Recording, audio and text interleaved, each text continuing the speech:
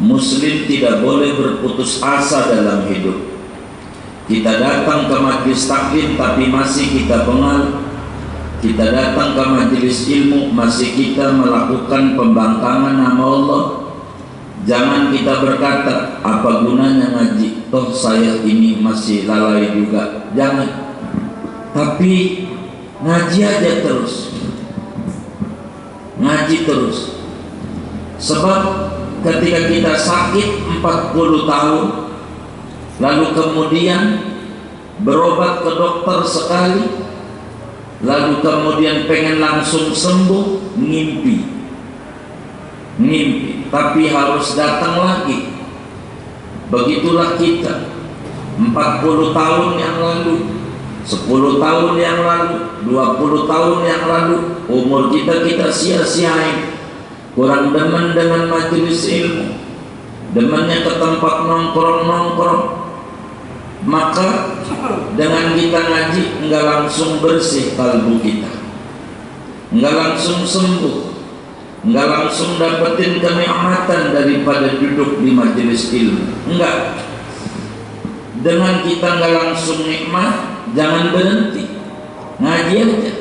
Sebab terlalu lama penyakit itu kita piara, lalu pengen sembuh segera. Terlalu lama kita di dalam kelalaian dari Allah, lalu pengen langsung dapetin buah daripada majelis kemanisan taat. Itu namanya mimpi. Datang aja, jangan tinggalin majelis ilmu.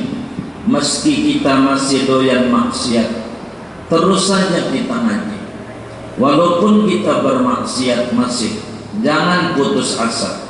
Suatu saat wahbah ilahiyah, nafahat rabbaniyah datang kepada kita di majelis ilmu, bakal merombak pola hidup kita 180 derajat. Orang bakal berkata, ini orang dulunya bengal ampun banget dah, sekarang masuk udah selebetan banget.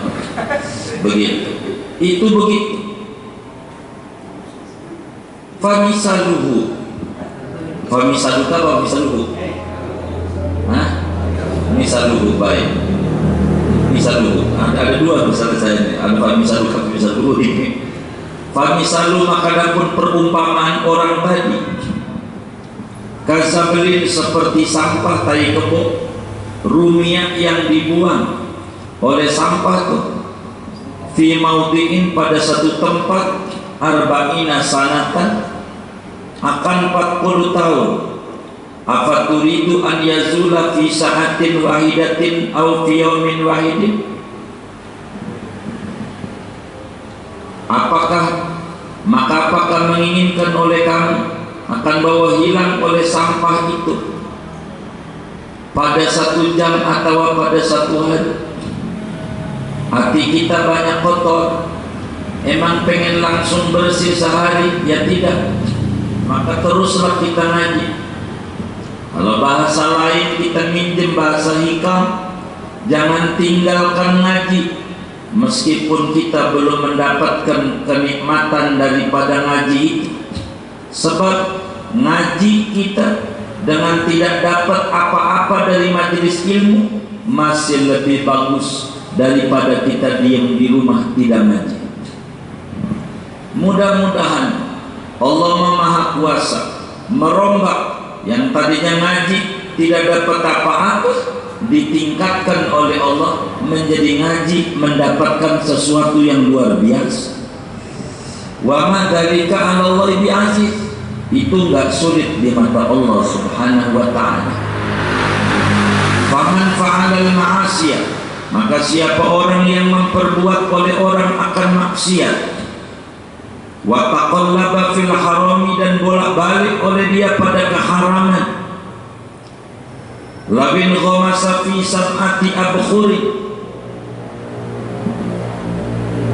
andai menyelam oleh dia pada 7 lautan, lam yathur maka tidak bersih, hatta yafqida ma'allahi aqdar bati, hatta yaqida, sehingga berjanji dia bersama Allah, mengikat dia bersama Allah, aqdar taubati, dengan ikatan taubat. maka kita yang sudah kotor dimandiin nggak langsung bersih, kecuali kita betul-betul serius di dalam bertaubat. Kalau udah serius, nanti Allah isi hati kita dengan cahaya-cahaya ain. Lidhahiri janabatun tamna'uka min dukhuli baitihi wa tilawati kitabi. Lidhahiri, bagi lahiriah, yakni badan, itu ada junub yang menghalangi oleh junub akan kau dari masuk rumahnya Allah. Wa tilawati kitabihi, dan membaca-baca kitabnya Allah, yakni Quran. Kalaulah kita junub badan kita, berhadas besar maka tak boleh kita diam di masjid. Kenapa? Karena kita kata Nabi dalam hadisnya, la uhillul masjida li haidin wala li junubin. Tidak diperkenankan, aku tak izinkan, mananya haram orang haid diam di masjid. Begitu juga orang baca Quran. Dalam hadis Tirmidzi, Imam Tirmidzi meriwayatkan, la yaqra'il junubu walal haidu syai'an minal Quran. Orang yang junub, orang yang haid tak boleh baca Quran barang seayat pun. Itu lahiriah. Walil batini, dan bagi batin jiwa, janabatun, itu juga ada junub tamna'uka min dukhuli hadratih, yang menghalang-halangi oleh junub akan kamu dari masuk ke hadirat Allah, wa fahmi kalamihi, dan memahami kalamnya Allah. Wahiyal ghaflatu, junub itu namanya ghaflah, kelalaian. Kenapa lidah kita nggak mau baca Quran?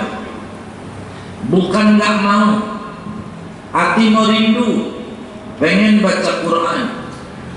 Bukan nggak kepengen, hati kepengen baca Quran. Kenapa sampai sekarang belum keburu ngebet Al-Quran? Jujur, karena Allah haramin Anda junub. Kalau orang junub tidak boleh baca Quran. Jiwa Anda junub. Orang junub itu kudu mandi dengan air taubat. Kalau udah mandi dengan air taubat, bakal mau ngebet Al-Quran. Kalau sudah mandi dengan air taubat, bakal mau masuk ke hadrat Allah Subhanahu wa ta'ala. Kalau kita belum mandi, belum bertaubat, maka sulit untuk kita pengen ngebet Al-Quran, untuk pengen pikir kepada Allah Subhanahu wa ta'ala. Bukan sekadar aspek lahiriah saja yang membuat orang tidak mau ngebet Al-Quran. Aspek batiniah, yaitu jiwa yang junub, itu pun juga diharamkan oleh Allah untuk mau membaca Al-Quran. Maka bersyukur walaupun kita seain sehari, itulah Quran kita kudu kebet. Dalam rangka apa? Dalam rangka kita orang supaya tidak junub. Faidah tolak dan nafsa. Faidah mana itu? Faidah tolabatin nafsu sahawati fal jamha bilijami syar'i. Faidah tolabatin nafsu sahawati, maka apabila menuntut oleh nafsu akan syahwat-syahwatnya, fal jamha, maka kekang olehmu akan nafsumu, bilijami syar'i, dengan tali kekang agama. Famisaluha kadabati, maka adapun perumpamaan nafsumu yaitu seperti binatang kuda. Ida malat lizar'i ghairika, apabila cenderung oleh binatang kuda kepada tanaman orang lain.